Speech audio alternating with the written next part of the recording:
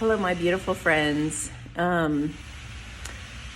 So God, for a while, at one point said, stop throwing your pearls to pigs in a way, like stop talking to people who don't really care what you're saying. And I was like, okay, yeah, I get that, because it felt like for a minute he was discouraged by you guys, the bad guys, obviously the good guys who've been with me for a while and working on themselves and healing and whatnot. They understand this whole thing, and it's not fun to watch, but they get it, and they get the soul's growth journey in a way.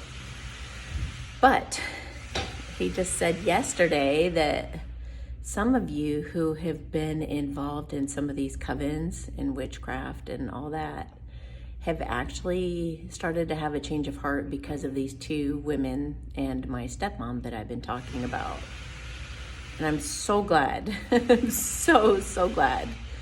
Because you guys, I was not born a happy person, okay?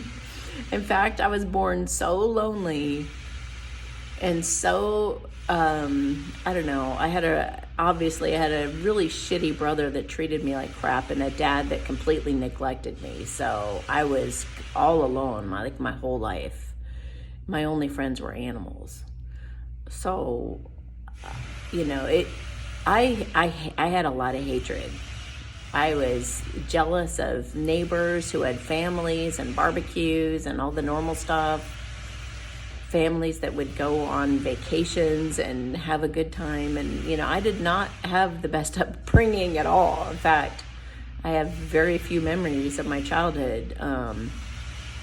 But I didn't want to become, I was very, very angry and hateful. I really was. I mean, there were times when I would have been completely tempted to go to the dark side, and start putting some voodoo on some people, I would have been very tempted if I would have really had I probably had my invitations, but didn't realize that they were invitations. But I just kept saying, surely there's a way to happiness.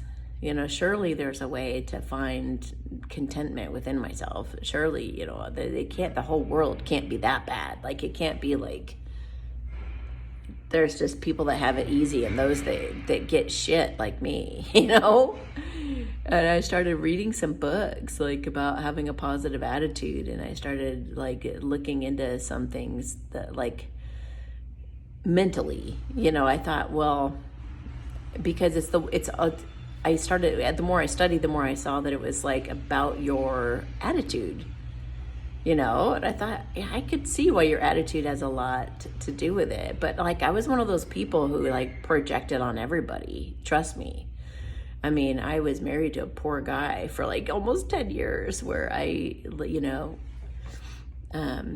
we had gone into counseling and everything, and that poor counselor was just she just doesn't get it. I was like, what is projection? What do you mean? He's the cause of all my problems. That's why when I say some of the things that I say, I totally get it, because I've been there. I mean, trust me, you guys, I'm not talking like I don't know what I'm talking about. I've been there and I've done that. And that's how I know people pleasing. That's how I can make fun of people pleasing a lot, it's because it is really funny when you look back at it, how much power somebody could have over you when they really didn't do much, they just kind of, you're this big Rottweiler and this little Chihuahua comes in the room and says, you will do as I want you to. And you're like, okay,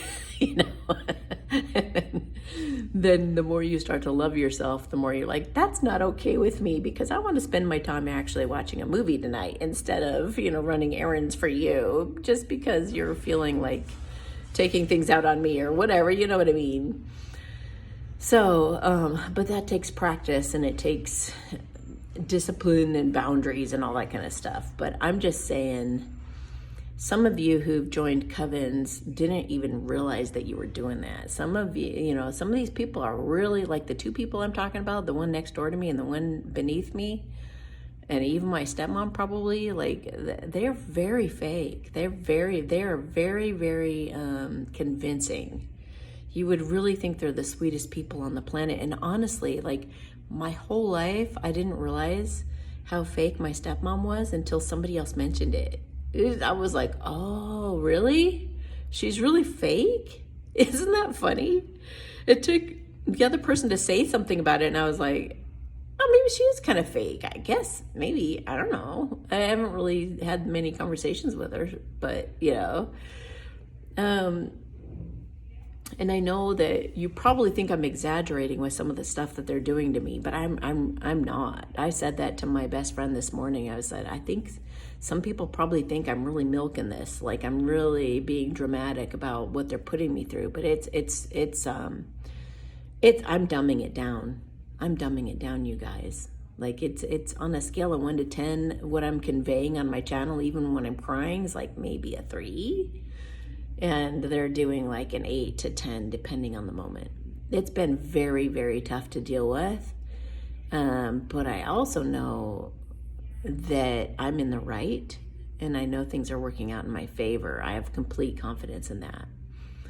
Because this is the time of the Great Awakening. It's the time for these wicked ways to stop. And it's possibly a time that you could change your ways too, if you accidentally joined a coven without realizing. And I have known some amazing witches. I really have, like people who do witchcraft, but they do it using discernment, and they use wisdom, and they look into whatever they're doing. Like there's some wisdom in it. There's some intelligence in it. There's some maturity in it. Unlike the 3, and we could just say the 3 now, or 4 if you include my ex, but the ex-celebrity guy. Some of these people, they got, you know, in terms of the celebrity, like they get reinforced in the celebrity world for having all the cars and all the stuff, you know, that they think is so important, which is actually just nothing. But they get reinforced a lot, you know, which is going to change in the days ahead. I just want to encourage those of you who are kind of having a wake-up call from this experience I'm going through. I just want to encourage you, like, do the right thing. It always feels so much better, and you get sleep at night. Don't lie. If you're going to do something wicked, say that you're doing something wicked. I mean, when I had an affair with a married guy, I said it. You know, I admit it openly because it was the wrong thing to do. I got duped into it, which is still my fault because I wanted it as bad as he did, only to find out I was probably the 20th person he'd slept with on his wife. And then I was like, oh, I feel stupid. I thought it was something special. I thought this was something really wow. And now that I know what I know about all the Satanist society and everything, he probably did this on a regular basis to crush people's spirits. So, and that's okay because it was a great education. And, you know, I've really learned how to read people. I've really learned how to separate even my own feelings out. You know, you can't just be emotional and want to take it out on somebody. You have to be willing to be introspective. You have to be willing to go do some Byron Katie or something. You know, you got to be willing to work on yourself and take a look at yourself.